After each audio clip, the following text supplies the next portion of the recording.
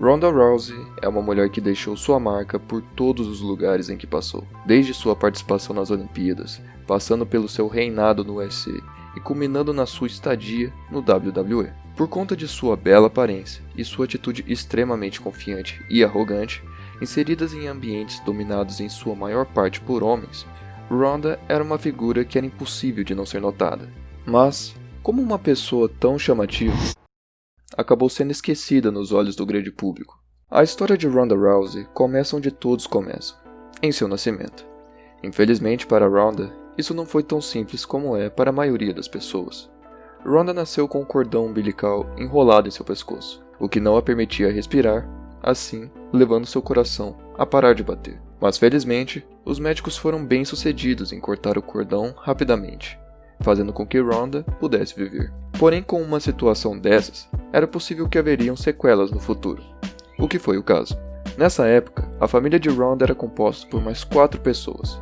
Sua mãe, a doutora em psicologia e a primeira americana campeã mundial de judô, Anne Marie, seu pai, o engenheiro militar Ronald, e suas 2 irmãs, Maria e Jennifer. Após alguns anos, um problema devido ao parto complicado de Ronda começou a aparecer. Até os 6 anos, Ronda não conseguia falar. Ela só conseguia balbuciar algumas sílabas, porém de uma maneira irracional, suas irmãs conseguiam entendê-la. Então, elas agiam como tradutoras para ela.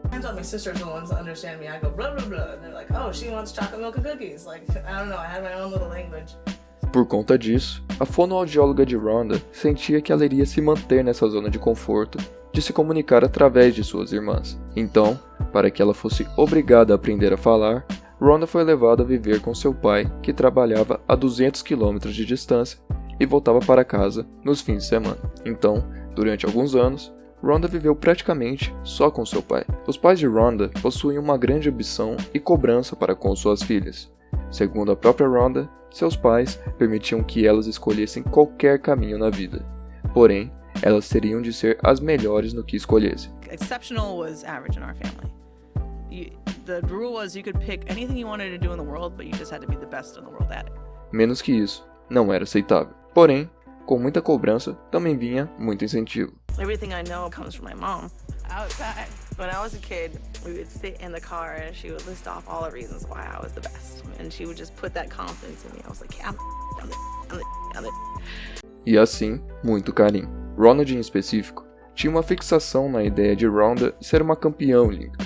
My dad was the one that always told me that you're a sleeper, you show everybody you're going to Olympics one day. Said she's fine, she'll come out of it and she's going to surprise everybody. A incentivando de maneira exagerada, e com tanto incentivo e tanto tempo passado a sós com ele, fez com que Ronda criasse uma conexão muito forte com seu pai, o que fez com que os eventos a seguir fossem muito mais dolorosos. Em um final de semana, Ronald levou suas filhas para esquiar de trenó. Para ter certeza que suas filhas não iriam se machucar, Ronald desceu a pequena colina sozinho. Porém, havia um tronco coberto pela neve, no qual ele bateu e acabou quebrando a coluna. Se isso não fosse ruim o bastante, Ronald tinha uma doença rara, chamada Síndrome de Bernard-Soiler, que basicamente te impede de se curar de machucados. Ele passou por uma cirurgia, porém seu corpo não melhorava. A previsão dos médicos era que ele iria gradualmente perder a capacidade de se mexer, até acabar morrendo. Ronald, que era um homem muito bem-humorado, se tornou cada vez mais triste e frustrado. Com medo de estragar a infância de suas filhas, ele decidiu esconder sua situação delas.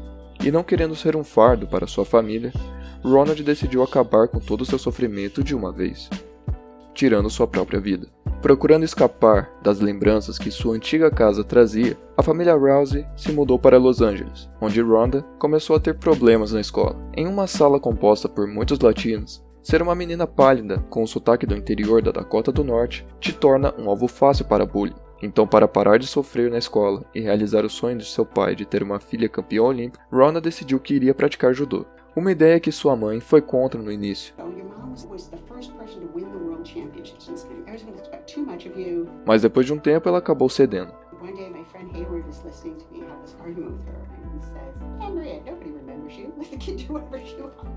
Porém, como Anne Marie só aceitava o melhor de suas filhas, Ronda treinava todos os dias desde seus 13 anos. Ronda começou seu treinamento com Tony Mojica, medalhista de bronze no Campeonato Nacional Americano em 1982, até encontrar Gokor Shivishan, um mestre marcial de várias artes como judô, sambo, não a banda, e jiu-jitsu, e treinando também com Gene LeBell, outro mestre em judô e jiu-jitsu, professor do próprio Gokor e de um cara chamado Chuck Norris.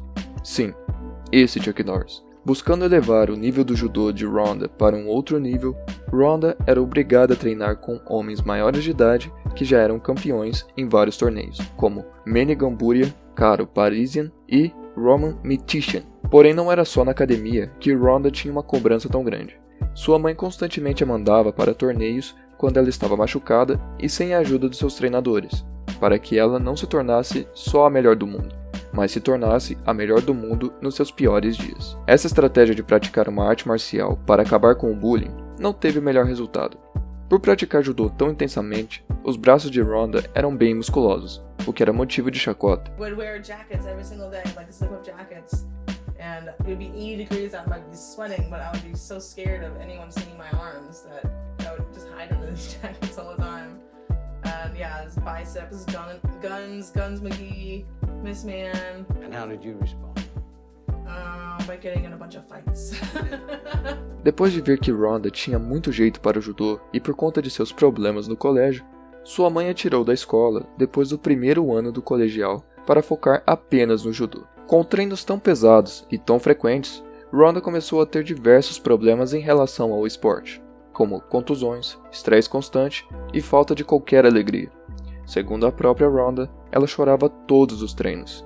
Porém, o que mais a incomodava era a falta de respeito que seus treinadores e sua mãe tinham em relação a ela, e a falta de controle que ela tinha em relação à sua própria vida, já que ela não tinha permissão de ter encontros ou ir em festas. Sua vida era apenas treinar. Hoje em dia, Ronda diz que as pessoas só estavam fazendo o que era o melhor para ela, e que esse sentimento era só uma adolescente que não entendia o que estava acontecendo. Porém, eu particularmente acredito que esse tipo de comportamento é muito extremo para qualquer um, ainda mais para uma menina de 13, 14 anos. Porém, não dá para discutir que os resultados foram muito positivos, já que ela foi medalhista de ouro no Campeonato Pan-Americano de Judô em 2004. Mas uma relação tão intensa como essa é difícil de se manter. Em 2005, Ronda tinha 17 anos e estava tendo um namoro escondido com outro atleta de judô de 23 anos.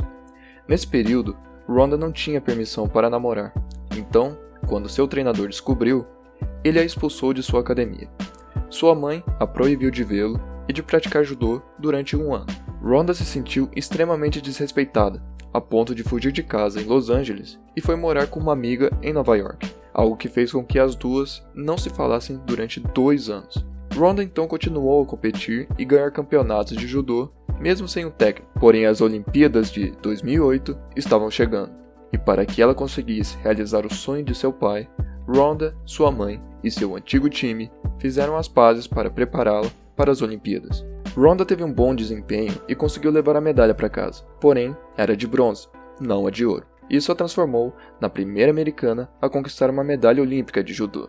Ao voltar para casa, Ronda já tinha largado a escola e precisava de emprego. Ela então começou a trabalhar como bartender. Apesar de ter ficado em 3º lugar nas Olimpíadas, Ronda ficou insatisfeita com seu resultado, para não dizer decepcionada.